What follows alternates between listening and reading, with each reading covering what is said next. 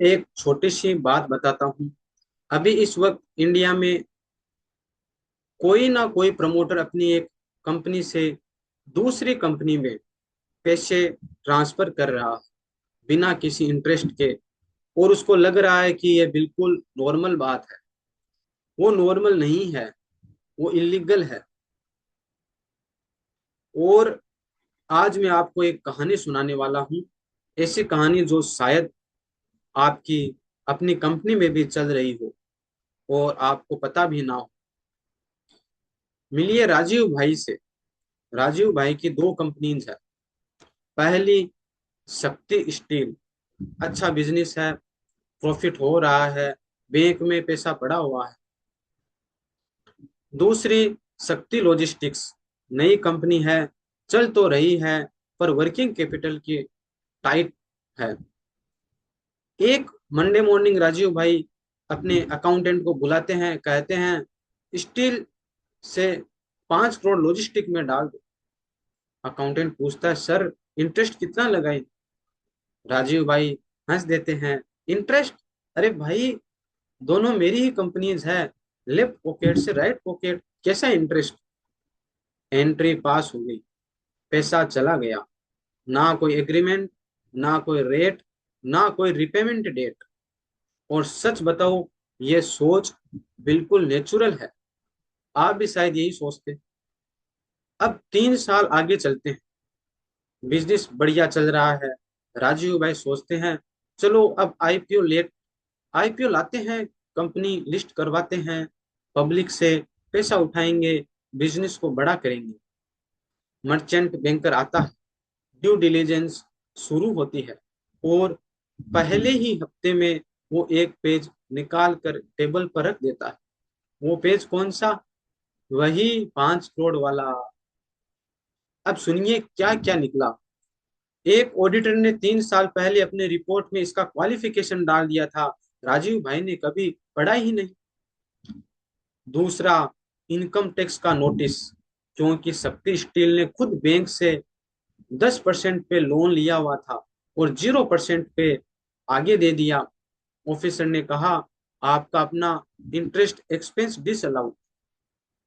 तीसरा, बैंकर बोला, सर ये ऑफर डॉक्यूमेंट के रिस्क फैक्टर में जाएगा, हर एक इन्वेस्टर पढ़ेगा और वो यही समझेगा कि प्रमोटर कंपनी के पैसे को अपना पर्सनल अकाउंट समझता। और चौथा, सबसे बड़ा झटका, जब अकाउंट्स रीस्टेट हुए, 1 साल का प्रॉफिट इतना नीचे चला गया कि आईपीओ की एलिजिबिलिटी ही नहीं बनी। 3 साल की मेहनत एक मंडे मॉर्निंग की एंट्री की वजह से। तो प्रॉब्लम थी क्या? कंपनीज एक्ट में एक सेक्शन है 186(7), सीधी सी बात कहता है, अगर आपकी कंपनी किसी को लोन दे रही है तो इंटरेस्ट रेट गवर्नमेंट बॉन्ड के रेट से कम नहीं हो सकता। जीरो तो हर चीज से कम है, मतलब इलीगल पहले दिन से। और यहाँ सबसे बड़ी गलतफहमी क्या है? लोग कहते हैं, सर वो तो मेरी 100% सब्सिडरी है, मुझे एग्जम्पशन है। एग्जम्पशन है, लेकिन सिर्फ शेयर होल्डर रिजोल्यूशन से। इंटरेस्ट रेट के रूल से कोई एग्जम्पशन नहीं है, बिल्कुल नहीं। क्यों? क्योंकि कंपनी आपकी नहीं होती, कंपनी के पीछे उसके शेयर होल्डर्स है, उसके लेंडर्स है। वो पैसा उनका है, आप उसे फ्री में बाहर नहीं भेज सकते। अब घबराइए मत। दो बात है। पहली, अगर आपको सच में बिना कॉस्ट के पैसा डालना है तो लीगल रास्ते हैं। इक्विटी डालिए, कैपिटल कंट्रीब्यूशन कीजिए, कन्वर्टिबल इंस्ट्रूमेंट यूज कीजिए। 4 ऑप्शन में आपको आपको दिखाऊंगा आगे। दूसरी, अगर ये लोन ऑलरेडी आपकी बुक्स में पड़ा है तो पैनिक मत कीजिए और भूलकर भी चुपके से एंट्री रिवर्स मत कीजिए। वही सबसे बड़ी गलती होती है। उसका एक प्रॉपर 8 स्टेप सॉल्यूशन है। तो चलिए स्क्रीन पे चलते हैं, स्टेप बाय स्टेप समझते हैं। रूल क्या है, सही तरीका क्या है, अल्टरनेटिव क्या है, और अगर गलती हो चुकी है तो उसे ठीक कैसे करें। फ्रेंड्स, मैं आपके साथ प्रेजेंटेशन शेयर कर रहा हूँ। इस प्रेजेंटेशन में ये पूरा हर चीज एक एक पॉइंट एक्सप्लेन करने वाला हूँ। सो फ्रेंड, स्टार्ट करते हैं। The free loan that is never free. Friends, जो अपन लोन देते हैं वो 0% पे देते हैं, तो इसका मतलब ये नहीं होता कि वो फ्री लोन है। ये मैं आपको आगे एग्जाम्पल के साथ में बताऊंगा।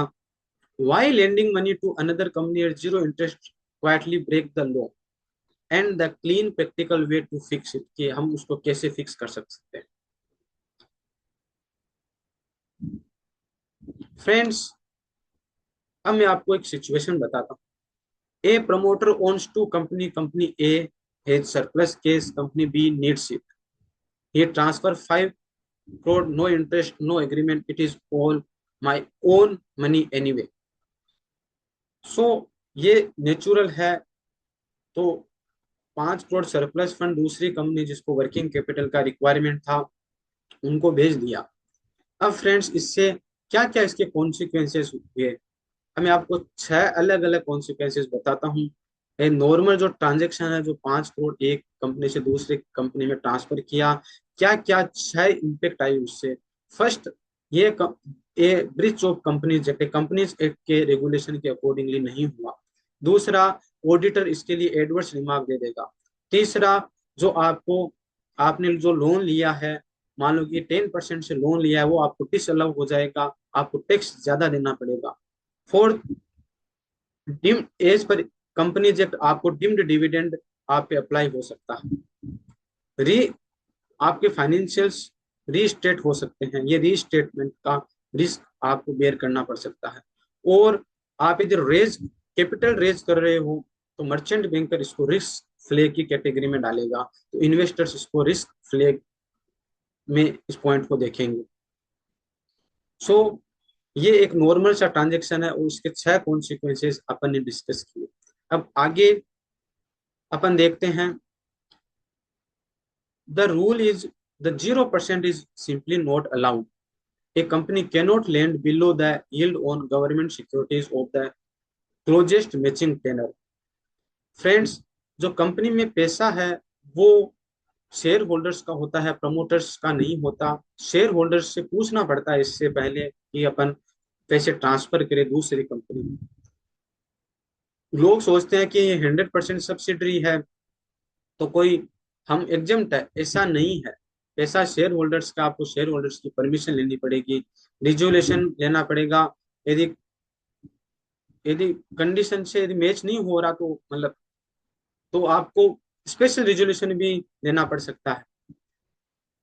फ्रेंड्स, एक केवल एग्जाम्पशन है इसके लिए, जो 26%, यदि कंपनीज विद 26% और more government share holding and funding industrial research and development project, in practice almost nobody qualifies this। Friend, only government entities जो फंडिंग करता है industrial research and development project को, और 26% से ज्यादा होल्डिंग है, तो ये एग्जाम्पशन मिलता है। इसके अलावा किसी को एग्जाम्पशन नहीं मिलता, और नॉर्मली ऐसा केस होता नहीं है कहीं पे भी। फ्रेंड्स, यदि आपने ये रूल ब्रेक किया तो आपको 25,000 से 5 लाख के बीच में पेनल्टी भी, और बोथ पेनल्टी और प्लस फाइन दोनों आपको देना पड़ सकता है।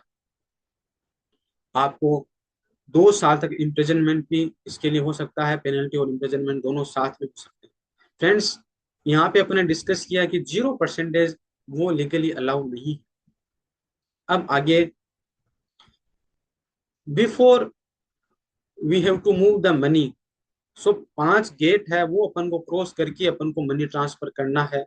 राजीव भाई को ये 5 के गेट यदि फॉलो करते वो, तो उनको कोई इश्यू नहीं आता।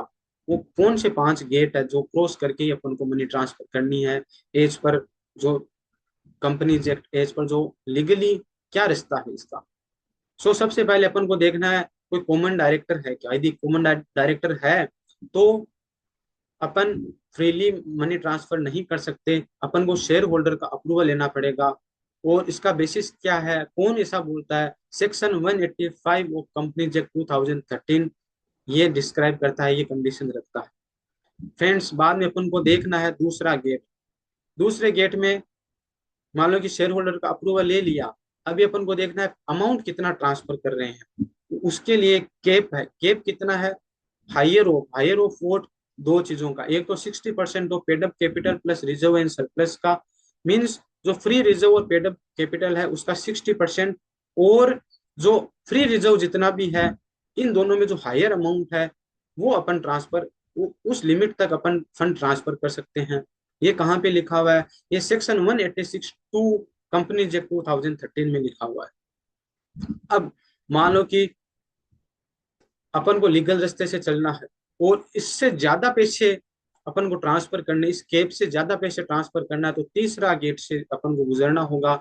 वो है कि एक जनरल मीटिंग रखनी होगी, उसके अंदर एक, एक जनरल मीटिंग में अपन को ये स्पेशल रिजोल्यूशन पास करना पड़ेगा, सर्कुलर नहीं, रिजोल्यूशन पास करना पड़ेगा, और वो फाइल करना पड़ेगा किसके साथ, रजिस्ट्रार के साथ, और कौन से फॉर्म में, MGT 14 में, और कब करना पड़ेगा, विद इन 30 डेज ये अपन को रिपोर्ट करना रहेगा कंपनी रजिस्ट्रार को, और MGT 14 में। ये कहाँ पे लिखा हुआ है, ये सेक्शन 186(3) एंड 117 में लिखा हुआ है। फ्रेंड्स, आगे आते हैं चौथे गेट, स्पेशल रेजोल्यूशन पास हो गया या फिर मान लो वो अप्लीकेबल नहीं है तो कोई बात नहीं। अब आता है इंटरेस्ट रेट है वो लीगल है या नहीं। अब उसके लिए अपन गवर्नमेंट सिक्योरिटीज का जो यील्ड रेट है, जो उसका सिमिलर जो टेनर रहता है, वो रेट देखना पड़ता है। उस रेट से, उस रेट सेम, उस रेट या उससे ज्यादा अपन का इंटरेस्ट का रेट होना चाहिए, फ्री नहीं दे सकते। और ये कहाँ पे लिखा हुआ है, सेक्शन 186(7) में लिखा हुआ है। अब सबसे लास्ट में अपन को देखना है जो बोर्ड रिजोल्यूशन जो इस लोन के लिए पास हो रहा है वो वैलिड है या नहीं। It must be passed at an actual board meeting, a resolution by circular is not good enough here. So friends, ये पांच गेट अपन को यहाँ पे इनसे गुजरना रहेगा। तो इनसे गुजरते हैं तो अपन ये लीगली अपन ये चीज कर सकते हैं, कोई आगे जाके इश्यू नहीं होगा, और बहुत ही अच्छा तरीका है। सो 5 गेट कौन कौन से, is there is a common director, वो देखना है कि भी कॉमन डायरेक्टर है तो शेयर होल्डर का अप्रूवल। अब लिमिट देखना पड़ेगा कितना फंड ट्रांसफर कर सकते हैं, तो 60% ऑफ शेयर कैपिटल और फ्री रिजर्व, और 100% ऑफ फ्री रिजर्व। इनका अ, जो हायर जो है वो अपना कैप रहेगा। अब कैप से ज्यादा फंड ट्रांसफर कर रहा है ना तो स्पेशल रेजुलेशन देना पड़ेगा। और इंटरेस्ट रेट जो गवर्नमेंट सिक्योरिटीज के से ऊपर अपन को इंटरेस्ट रेट चार्ज करना है, और बोर्ड रेजुलेशन लीगल होना चाहिए। ये 5 रास्ते। आगे अपन डिस्कस करते हैं। अब आपको सबसे अच्छा, the right way 6 steps that make it bullet proof, कि भी 6 चीजें आपको करनी है, आपको कोई प्रॉब्लम नहीं होगा इससे। सबसे पहले फिक्स डिफेंसिबल रेट, जो अपन ने डिस्कस किया, गवर्नमेंट सिक्योरिटी का जो रेट है उससे ज्यादा का रेट होना चाहिए। एक रियल एग्रीमेंट होना चाहिए जिसके अंदर amount, rate, tenure, repayment schedule, interest date, secured और अनसिक्योर्ड, और पर्पज, ये सब कुछ उसके अंदर लिखा हुआ हो। बाद में बोर्ड, थर्ड है बोर्ड रेजोल्यूशन पास होना चाहिए। फोर्थ है स्पेशल रेजोल्यूशन, अभी जरूरत है, यदि केप से ज्यादा हो रहा है तो स्पेशल रेजोल्यूशन पास होना चाहिए, और वो MGT 14 में रजिस्ट्रार को फाइल कर देना चाहिए। फिफ्थ आता है MBP 2 में जो डेट डे ऑफ, जो MBP 2 में इसको अपडेट कर देना चाहिए। और सिक्स है record why you did it, minute the commercial reason, this loan help your own business, this protects you on और योर टैक्स। सो ये चीजें अपन को, शायद चीजें अपन करेंगे तो बुलेट प्रूफ है, कोई प्रॉब्लम नहीं है आगे। अब फ्रेंड्स, अब आपको मैं एग्जांपल देता हूं। मान लो कि 5 करोड़ 3 साल के लिए लोन देना है, तो 3 साल का 3 ईयर गवर्नमेंट सिक्योरिटी का यील्ड देखेंगे। मान लो वो 6.80 है, तो अपन उसका रेट 6.80 या उससे ज्यादा रखेंगे, और एक एग्रीमेंट बनाएंगे, और एक उसमें रिपेमेंट शेड्यूल वो सब रखेंगे, रिजोल्यूशन पास करेंगे, और इसका प्रिंट आउट रखेंगे अपने पास में। और ये अपना that single sheet of paper is your entire defence in an audit 3 years from now. So ये चीजें अपन को फॉलो करनी है। ये 6 steps that makes it bulletproof, ये अपन ने डिस्कस किया। अब आगे देखते हैं। अब if you truly don't want to charge interest, अब आपको इंटरेस्ट के झमेले में ही नहीं पड़ना है कि ये प्रोविजन आपको बहुत आपको ये आपको बिजनेस के अकॉर्डिंगली, आपकी नीड के अकॉर्डिंगली, आपके इंटेंशन के अकॉर्डिंगली ये करेक्ट आपको सही नहीं लग रहा, तो अल्टरनेटिव क्या हो सकता है? तो वो मैं अल्टरनेटिव आपको बताता हूँ, चार रास्ते आपको मैं बताऊं। फर्स्ट है, आप इक्विटी इन्फ्यूज कर सकते हो। आप जिस सब्सिडरी को लोन देना है, लोन की जगह आप इक्विटी के थ्रू आप पैसे दे दो, इसमें इंटरेस्ट चार्ज नहीं करना पड़ेगा। आप डिम्ड कैपिटल कंट्रीब्यूशन कर सकते हो। आपको यदि 100% होली ओन सब 100% सब्सिडरी है, 100% होली ओन सब्सिडरी है, तो ये सबसे बेस्ट ऑप्शन रहेगा कि आप उसमें कैपिटल कंट्रीब्यूट कर दो। यदि फॉर एग्जांपल आपको लाइक थर्ड ऑप्शन है, आप कंपलसरी कन्वर्टिबल इंस्ट्रूमेंट इश्यू कर सकते हो। वो wholly owned subsidy compulsory convertible instrument आपको इश्यू कर सकती है, आप फंड उनको दे दो, और इससे कंपलसरी कन्वर्टिबल प्रीफरेंस शेयर और डिवेंचर आप इश्यू कर सकते हो, वो लेटर इक्विटी में ट्रांसफर हो जाएंगे। नेक्स्ट और सबसे लास्ट में ऑप्शन है कि आपको ये तीनों स्टेप ही नहीं पसंद आए, आपकी आपको नहीं सही सेट हो रहे आपके बिजनेस की रिक्वायरमेंट के अकॉर्डिंगली, तो आप फर्स्ट प्रॉपर इंटरेस्ट चार्ज कर दो। तो प्रॉपर इंटरेस्ट चार्ज करो कि होली ओन सब्सिडरी का वो रेवेन्यू हो जाएगा। और फ्रेंड्स, आप होली ओन जो जो सॉरी जो भी सब्सिडरी है, होली ओन हो चाहे पार्ट, कैसे भी हो, जो आपकी सब्सिडरी है वो फिर डिविडेंड आपको दे देगी। तो डिविडेंड आपको देगी तो आपको डिविडेंड के थ्रू वापस आपके पैसे आ जाएंगे। और इंटरेस्ट के थ्रू जो वो होली ऑन सब्सिडी जो सब्सिडी रहेगी, वो आपको इंटरेस्ट वो इंटरेस्ट का उसका एक्सपेंस हो जाएगा और डिविडेंड का इनकम हो जाएगा। तो ये आपस में इंटरेस्ट और जो डिविडेंड है, ये अ, ये लाइक पहले ये आपस में सेटअप हो जाएगा। इससे फाइनेंशियली कोई इकोनॉमिक्स न्यूट्रल रहेगा, कोई इम्पेक्ट नहीं आएगा। सो चार रास्ते हैं, इक्विटी दे दो, या कैपिटल कंट्रीब्यूट कर दो, या कंपलसरी कन्वर्टिबल इंस्ट्रूमेंट के थ्रू कर सकते हो, इनको यूज कर सकते हो। और फोर्थ है, आप इंटरेस्ट चार्ज कर दो, डिविडेंड दे दो। तो ये आपस में दोनों सेटअप हो सकता है। So friends, the hidden cost zero interest does not mean zero impact. Friend, अब मैं आपको एक एग्जांपल, आपको मैंने बोला था कि जो मान लो कि 5 करोड़ का लोन है, 3 साल तक 0% इंटरेस्ट पर दिया है, तो ये एक्चुअल में 0% नहीं है। ये आपने 0%, मान लो फॉर एग्जांपल मार्केट में रेट चल रहा है 9%, तो 5 करोड़ का 9% से डिस्काउंटिंग करेंगे 3 साल का आज की डेट में, तो आपको 1.14 करोड़ मिस हो जाएगा आपका पैसा। तो आपकी उसका रियल वैल्यू 3.86 करोड़ ही हुई।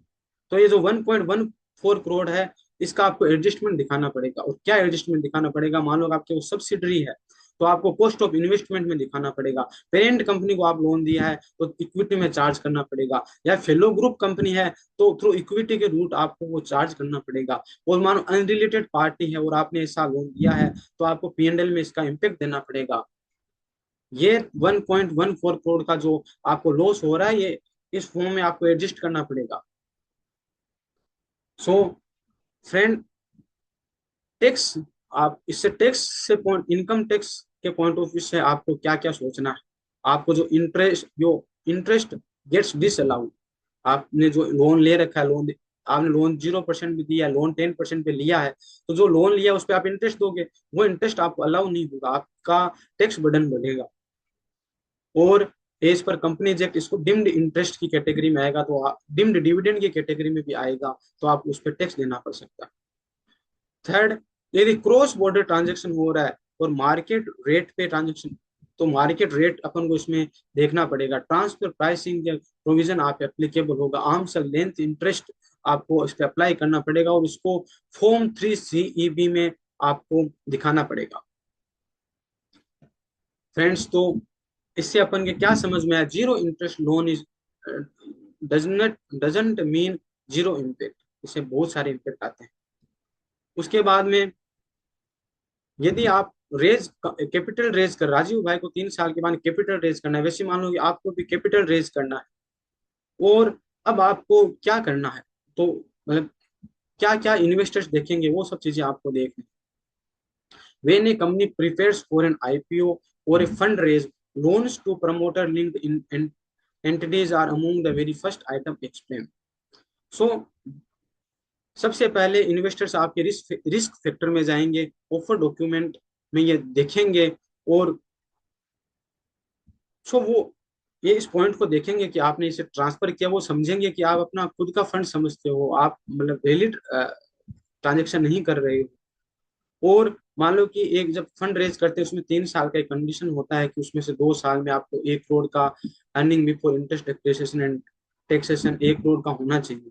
तो आपका वो कंडीशन मेट हो सकता है वो मैच नहीं हो, कोई ईयर एक डिसक्वालीफाई हो जाए या इनकम में चेंज आ जाए। और बाद में इन्वेस्टर्स ये भी एस्टिमेट कर सकते हैं कि अज्यूम कर सकते हैं कि जो फंड रेज के जो मनी हो रही है जा रही है वो पता नहीं आप रिपे कर पाओ या नहीं रिपे कर पाओ। और जो एक 1 करोड़ का एक एलिजिबिलिटी क्राइटेरिया रहता है वो आप मेट नहीं कर पाओगे बाद में, क्यों हो सकता है कर भी पाओ नहीं कर पाओ, पर चांस बढ़ जाता है यदि आप उसके आसपास हो। मान लो कि smaller issuers must show 1 crore operating profit in 2 or 3 years, fair valuing the loan can push a qualifying year below the line, so it may impact you. So actual में क्या एडवाइस होना चाहिए? So find every such loan early.